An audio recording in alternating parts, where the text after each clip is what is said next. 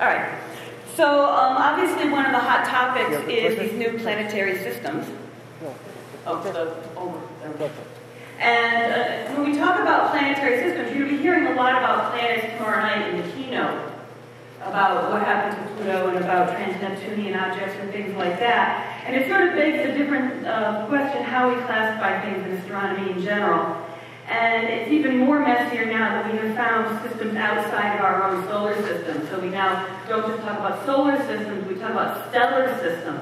And this would be a chance for us to throw out the entire classification system and start all over again. But I think you guys know astronomy too well to know that we are not going to do that. So the question, of course, is what is a planet? And a planet is pretty much anything we call a planet. And if you look up in the dictionary, it basically used to say the 9 things that orbit the sun that we call planets.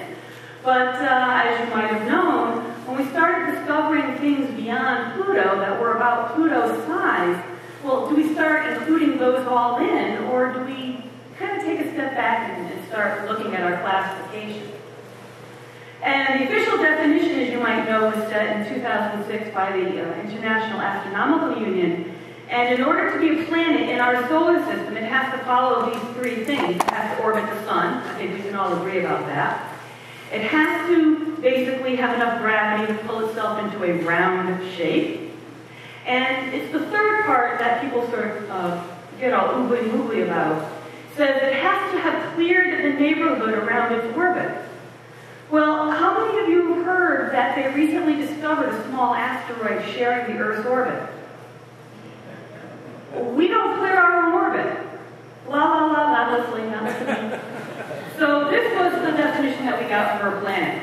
And then anything that follows the first 2 would be a dwarf planet. So I guess, no, we're not a dwarf planet. Now, what's an exoplanet or an extrasolar planet? That's a planet orbiting another star. And as we may know, there are like over 400 or 500 of these things that are known, and they find them pretty much every week. Now, our solar system currently has 8 planets, 4 Jovian planets, which are the large gaseous planets, and 4 terrestrial planets, or Earth-like planets. And how many of you have seen this great artwork on the internet? And it goes on and shows the sizes of stars, etc., etc. And on here we see poor little Pluto. Oh, let's hear an aww. Okay? So that's one of your clues that, you know, remember that whole thing, one of these things doesn't belong with the others, one of these things just doesn't, yeah. All right, so what about exoplanets? What about planets outside of our solar system? Well, currently, most of the ones we found are Jupiters. They're large planets. That's not because large planets are the most common, it's because the technology that we're using is best at finding large planets. We also find things that are about the size of Neptune, we call those neptunes, and we are currently on the threshold of finding Earths, thanks to the Kepler Space Telescope. Now, in our solar system, we also have the dwarf planets, and of course, the most famous dwarf planet of all is Pluto. We also have Makemake, Eris, which was also first called Xena, and we have one of the belt asteroids known as Ceres. And you can see here that some of these dwarf planets have moons. In fact, they just discovered a 4th moon around Pluto. And you might say, yo, dude, that's not round. The thing with Haumea is those 2 moons are putting such tidal forces on their dwarf planet that Haumea would be round if it were not for those 2 moons. So they call it round. Most of the dwarf planets are out in the Kuiper Belt, which you'll hear about tomorrow. And of course, there's also comets, the icy snowballs that Fred Whipple was so fond of. And of course, asteroids, most of which are in the main asteroid belt, and asteroids also can have moons. So what's the difference between a planet, a dwarf planet, any of those things, and a star? Well, a star has to convert hydrogen to helium fusion in its core, and a planet doesn't. Never does, never will. So even though Jupiter is made of pretty much the same stuff as the sun, it can't do this unless you're in an Arthur C. Clarke novel. So the question is if there's something midway between a planet and a star. And the answer is yes, a brown dwarf. Brown dwarfs are sometimes called failed stars. The name was first proposed by Jill Tarter in 1975. The first confirmed example was only in 1995, interestingly on the same day that the first extrasolar planet was announced. Now, what makes it a failed star? It was born too light.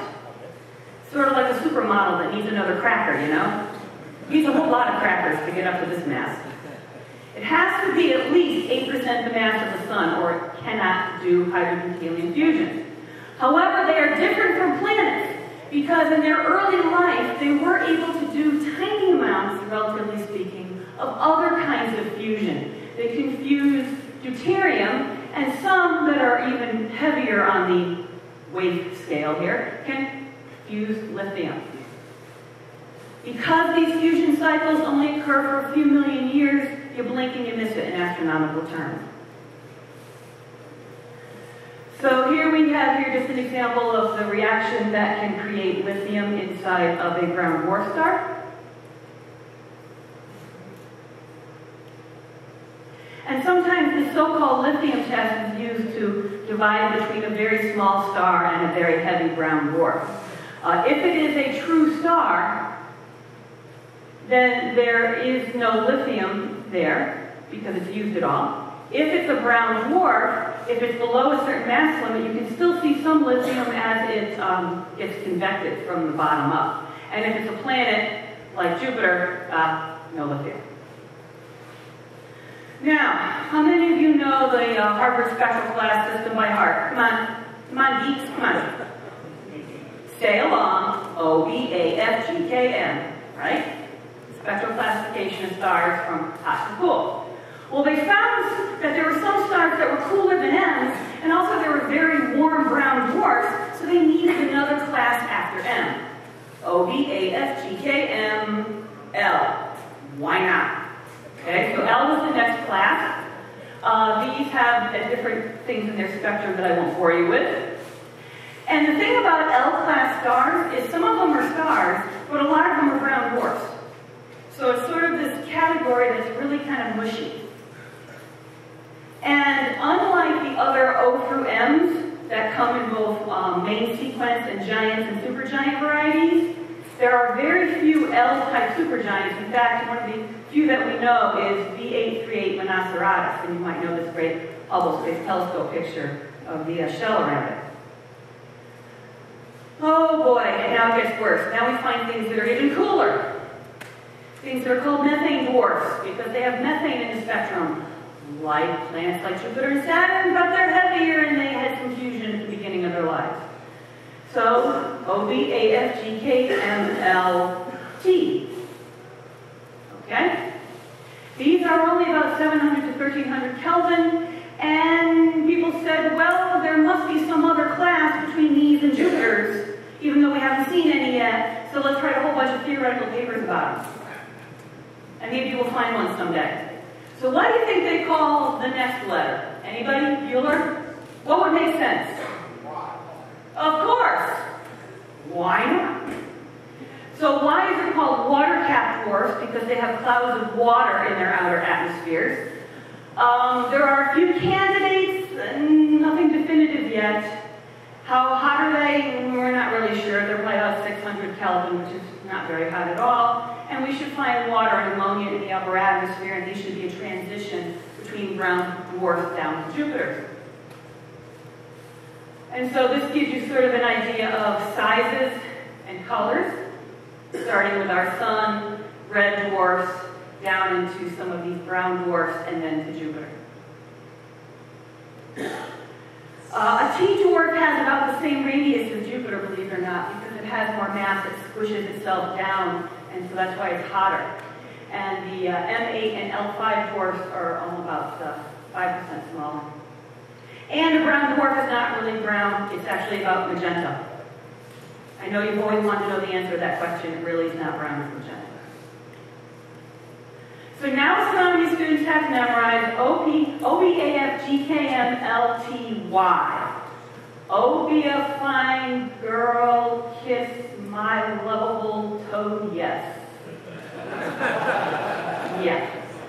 I think I've shilled enough. Thank you.